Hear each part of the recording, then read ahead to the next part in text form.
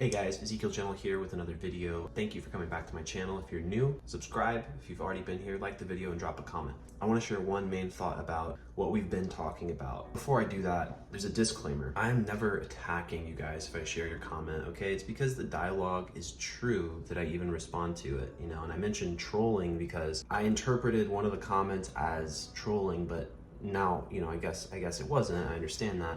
But you're not gonna shame me for calling you out on this YouTube channel. Basically, like, if you drop a comment, it's very possible that I will respond to it. I thought that they were saying they listen to Led Zeppelin, they're going to hell. I thought they were saying that honestly. It's actually the perfect example of what I wanted to talk about today, which is duality. We all have these two different sides. There's the light and there's the dark. This is why Christianity is the best allegory for life. It's a great framework, but it can't be the pathology, and I'll tell you why. As a framework, it teaches you some really core principles that are super helpful in life. Sacrifice, interpreting pain and deriving meaning from pain, being able to live with a greater vision than the immediate reality. These are all some core tenets of Christianity. They're kind of global across the belief system. Now, there's some issues like we've talked about in the past, which I feel are the fact that you're born evil, you're born into sin, you're born on a path to hell, basically, unless there's this divine intervention. That part I began to question and ultimately didn't agree with.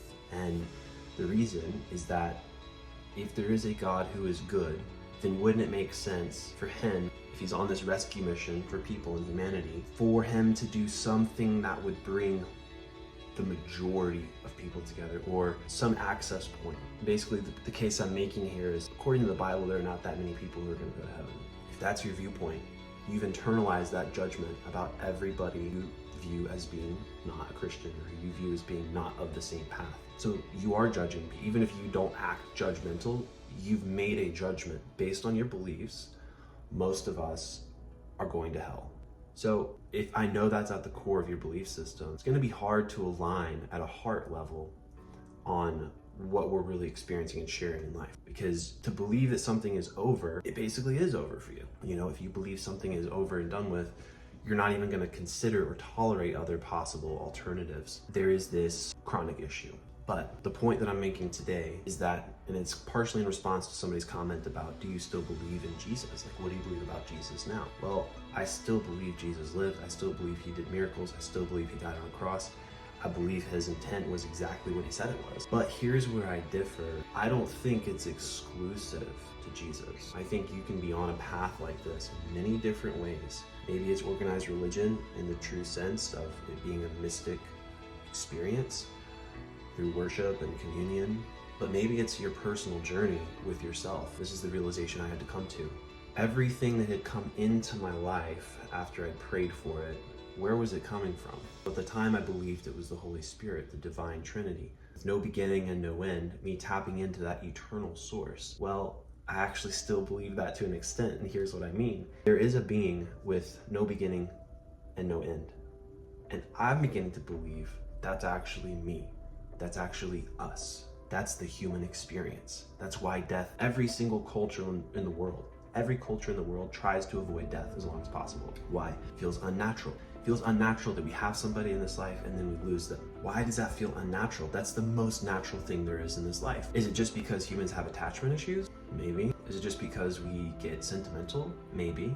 Is it because we rely on relationships to a huge degree? It's part of our actual survival? Maybe. But I would say maybe all those things combined speak to a bigger picture, which is that we are wired to be constant. We're wired to be eternal. That's why most people don't feel the age they are. I haven't felt 21, 22, 23, 24, 25. I've felt the same way ever since I was about 17. I remember turning 17 and just kind of realizing, like, this is pretty much it. And yeah, I've changed a lot as a person. A lot of my views have changed, obviously, but none of us feel like age is natural.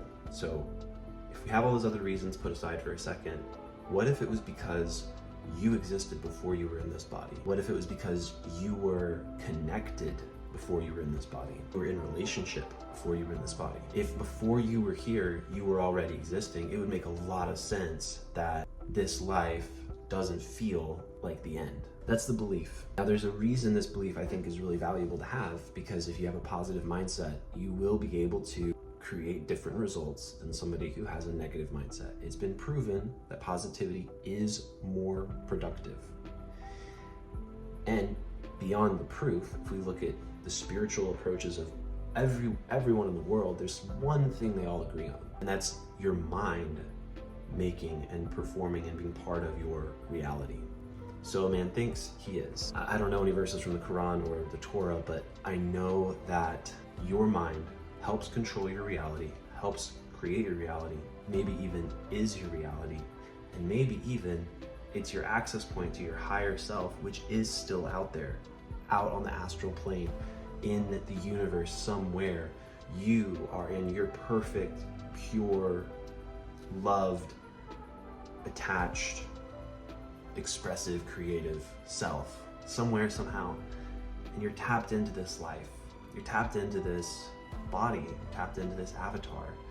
And instead of the view that you're born as this flawed, broken, poisoned human who's going to hell no matter what unless he accepts Jesus, what if the idea was that you were actually born perfect? What if you were born with everything you need and your life was basically this set of experiences that were perfectly created and designed to elicit the best possible human experience for you that you possibly could have? This begs the question, what did you come here to learn? I think we all came here to learn something, and I don't think it's all the same thing. Louise Hay speaks about this. Abraham Hicks speaks about this. Louise Hay, she has this incredible experience. She has this incredible thought experiment, which is, and I know this won't apply to every single person, but if you can, just try to think about this with me. What if your primary caregivers, the people who have been in your life the longest, your parents, in most people's case, for some people, their grandparents, whoever raised you, what if they were chosen by you? What if your self that is out there, your highest self, what if they chose your parents for you? Just think about it for a second. That would mean that you intentionally knew that you needed to learn the lessons that they would teach you. The irony is that it wasn't necessarily these explicit lessons that they taught you out of their own volition. It was whatever pain you experienced between your family of origin is the mechanism to free and liberate you to have the most abundant experience on planet Earth. And if that's true, then take what you've learned from them and act on it. You have to act on it. It's easy for us to say we've done the work or we're doing the work, but when our actions don't change course, it's kind of like we're doing some of the work, but we're not actually following through. Your actions always reflect what you truly believe. So if you believed this, and I'm not trying to get you guys to believe this, I'm just saying as a thought experiment, what if you chose your parents? What if you knew you needed to learn the lessons they were going to teach you? More than anything else, you needed to learn what that pain was going to create for you to then take it, rally, synthesize it, make it into something really useful, into fuel for your life, for you to achieve the best possible outcomes. We're so hung up sometimes on imagining the worst. You know, what's the worst that could happen? I don't like that question, because when you say what's the worst that could happen, you're immediately imagining the worst possible scenario. And I understand the reverse psychology that, oh, it'll be a relief because it's not so bad. I like to ask though instead, what's the best that could happen? What's the best possible outcome for this? Because man, then you really have to make a choice, because you're immediately gonna recognize I'm settling or I'm not settling. I'm settling for this even though I know there's this other option, or okay, what's the best possible outcome is pretty far apart from what I'm doing right now. If I keep doing this, I will not get there. So I'm gonna go with the best possible outcome. I'm gonna believe it to be possible. Then I'm gonna take action to try to activate against that reality, to kind of knock on the door, so to speak. And this is the faith without works is dead. This is why Christianity in the Bible is such a great paradigm, because there are all these elements that teach us how to interact with the divine. But the moment you pathologize it, and what I mean by that is you make it about the believing of it instead of the thing itself, you're sucked down to a way lower level of vibration. You're going down to this legalistic, letter of the law, Old Testament type of, not even Old Testament. Well, yeah, kind of, because there was a lot of judgment and it was about completing the law. So kind of throwing that around and you're judging other people. You know, you've missed the bigger message, and the bigger message is faith without works is dead. When you put your faith in something, you will take action against that thing or for that thing. So in this case, if we are going to achieve and create the best possible outcomes for ourselves, then we have to believe they're possible. Then we have to believe that we can activate what those really are. And to bring it back to the duality that I mentioned at the beginning, we all have a shadow side, we all have a light side. The shadow isn't necessarily our deviant self. Our shadow is where all of our resentment has gone, where all of our frustration, our unspoken problems, things that we've held against other people that we never told them, all the negativity that we've internalized goes into the shadow. And our light is the side that we're presenting. It's our best self. It's our most kind and approachable self. It's very PC, possibly. But when you're aware of both sides, my shadow side, my light side, then you can free your judgment of the shadow side, because guess what? It's not going to go away. If you're a Christian, there should be less and less sin in your life, but it will never go away. Now, there is a theory that you can live perfectly if you're a Christian with the Holy Spirit. It's actually possible. It's true. I believe it is true. But that's a very, very, very, very, very dedicated person. And that's a person who's been able to channel and control their thoughts so powerfully that they don't even think with sins. They don't sin in their thoughts either. And that's very, very, very unlikely. Theoretically, it's true that it could happen. That's not exclusive to doing greater things than Jesus. Jesus said you'll do greater acts than these. People, I believe, especially Christians, can and should do things that are like what Jesus did, which are miracles. I think that's super important. I was always looking for miracles when I was a Christian. I was always looking to create miracles, to witness miracles, to be around people who created miracles, because I believed it in faith first in the Bible, and then I took action. And then when I took that action, I actually saw that it was true. Miracles actually do happen. And this is in another video I talked about this. I don't think it's actually the conduit. I think it's the faith itself. The gas in the tank is actually the access point, instead of what we think is put the gas in the tank, which is the faith, to get to the access point, which is God. It's actually our faith that creates the reality. So when we put our faith in ourselves, when we put our faith in a belief system, we put our faith in a workplace, we are actively giving energy to it, and we are actively creating something, some kind of result. To tie this all up in a nice little bow, I think what I would say is this: wherever you go, there you are. It's a quote, can't remember from who, but wherever you go, there you are. You know, I'm gonna see the same problems everywhere I go until I change what's coming from here. I've attached myself in the past to people who really, really like and want me to stay at a level which is kind of down here. But I've always been like this. I've always been like this. When I first met Jesus and I became a Christian, I was on fire. Things plateaued. I was on fire again. I was just on this constant and then even after that, I've been digging in, seeking the truth, really seeking the truth of this experience, because it's so crazy that we're all having such a similar experience in many ways, but all we do is find reasons to not connect on the thing that's the most important to connect on, which is our shared experiences, our shared pain, our shared wins, our shared love, all of that. That being said, if what you believe is serving you, see it through, be very intentional with it. Don't let it be something that's just on the back burner. Observe how you're interacting with your own belief system. And if you've gotten to the place where maybe you deconstructed or you changed some things, or you now feel a certain way about Christianity or your belief system from your family of origin, define what it is. Write down what your new thoughts are about what is your nature, what are you capable of, what's possible in this lifetime, what's a great outcome. And then you'll be able to have some handlebars, because we build this thing one brick at a time.